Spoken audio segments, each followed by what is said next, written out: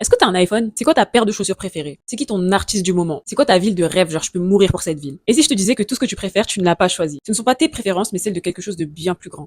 Salut à tous, je m'appelle Charmide et j'adore penser, j'adore réfléchir. Et aujourd'hui, on va parler de quelque chose que j'appelle l'illusion du choix. Un jour, Spinoza a écrit: les humains se trompent en ce qu'ils se croient être libres. Et ce que ça veut dire, c'est que tu sais ce que tu choisis, mais tu sais pas expliquer pourquoi est-ce que c'est ce que tu choisis, pourquoi est-ce que c'est ce que tu aimes, comment tu t'habilles, quel sport tu pratiques. Tiens, l'iPhone dont on parlait tout à l'heure. Jamais au grand jamais tu es parti taper sur internet quel téléphone va répondre à tel besoin et telle qualité. Non, tu sais exactement ce que c'est qu'un iPhone parce que tout le monde autour de toi a un iPhone et que tu t'es dit pourquoi pas avoir un iPhone. C'est d'abord un besoin émotionnel, mais dans ce cas-là, je dirais plutôt social, voire même sociétal, avant que ce soit une recherche purement objective sur les caractéristiques de l'appareil. En gros, ce que je veux dire, c'est que tu choisis pas ce que tu aimes, mais que tu es conditionné de par ton environnement. Et je parle de ça pour des choses qu'on est ou qu'on a, mais ça marche aussi pour des choses qu'on fait. Par exemple, prenons le fait d'applaudir. Tu prends tes deux parties de ton corps que tu vas rapprocher avec une certaine vitesse jusqu'à ce que ces deux produisent du son et que tu vas exprimer lorsque tu veux essayer de montrer ta joie dans un lieu public. Mais c'est quelque chose de totalement inventé, mais qu'on a tellement l'habitude de faire, de voir, que ce soit dans des spectacles, dans des concerts, que ça nous paraît normal. Et ça, c'est un principe que l'écrivain Pierre Bourdieu appelle l'habitus. Ce sont des manières de penser ou d'agir tellement intériorisées qu'elles nous paraissent naturelles. Bon, maintenant, ceci étant dit, j'ai 3 questionnements et le premier, c'est vraiment une crainte pour notre identité. Disons que par exemple, tu adores le foot.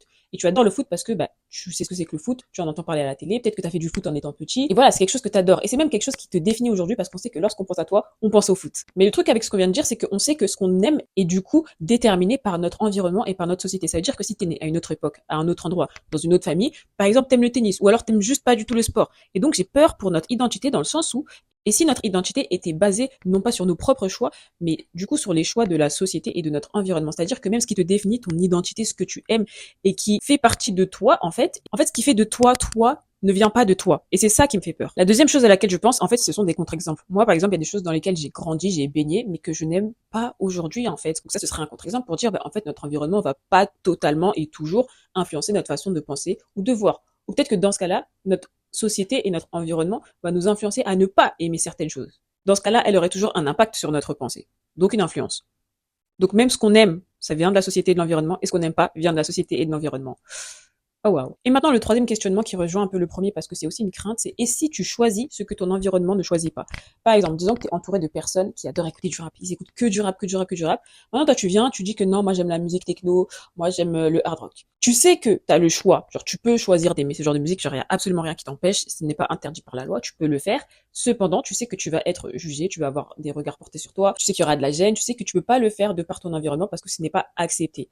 Ça, c'est un exemple simple. Mais les femmes, vous savez que c'est mon combat, la pilosité féminine. Vous savez que dans cette société, c'est absolument, voilà, pas bien vu d'en avoir, de par certaines personnes. Je comprends pas trop le raisonnement, mais voilà. Alors que c'est quelque chose de totalement naturel et qui montre qu'une femme est maintenant un adulte parce qu'elle a passé la puberté, ok, donc ce qui est totalement normal. Je rappelle que nous sommes des mammifères et non pas des reptiles, donc il est normal d'avoir des poils sur notre corps en tant que femme ou homme. Et pourtant, lorsqu'une femme va choisir de le faire, ou plutôt choisir de ne rien faire, parce que s'épiler est un choix, par contre ne pas le faire devrait ne pas en être un, vu que c'est quelque chose de normal. On ne choisit pas de faire pousser ses poils, par contre on choisit de s'épiler. But anyways, lorsqu'elle choisit mauvais, dans ce cas-là, elle sentira des regards sur elle, elle aura beaucoup de remarques, beaucoup de questions. Si c'est sur les réseaux, elle va se faire lyncher. Enfin bref, un tas de trucs auxquels elle va devoir penser lorsqu'elle sort, elle va regarder ses habits, est-ce que son bras dépasse, est-ce qu'un poil dépasse, etc.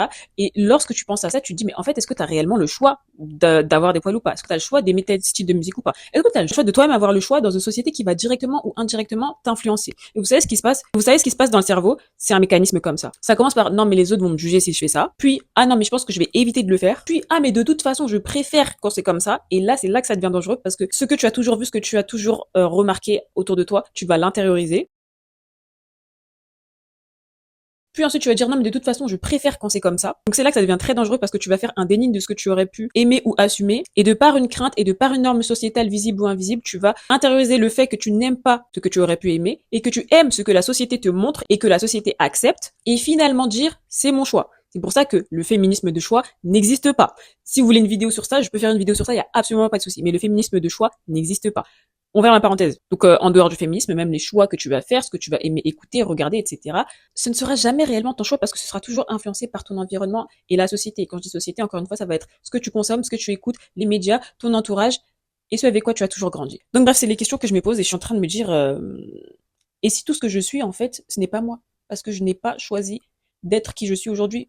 J'adore Disney aujourd'hui, j'adore réfléchir, j'adore faire des vidéos, j'adore calculer. Et tout ça, je me dis, mais c'est parce que j'ai été exposée à ça, c'est parce que j'ai grandi avec ça, c'est parce que ça m'a entourée à un moment donné de ma vie que c'est ce que j'aime. Et surtout, la question à se poser, c'est, et dans une autre vie, on ressemble à quoi? Si par exemple, t'étais né dans un total autre pays, tu ressembles à quoi? Genre même la langue que tu parles aujourd'hui est influencée par ton environnement. Et ça veut dire quoi tout ça? Que notre identité est variable en fait et que ce qu'on est et qu'on pense être en fait dépend de la société et pas de nous. Bref, j'espère que vous tombez pas sur cette vidéo la nuit.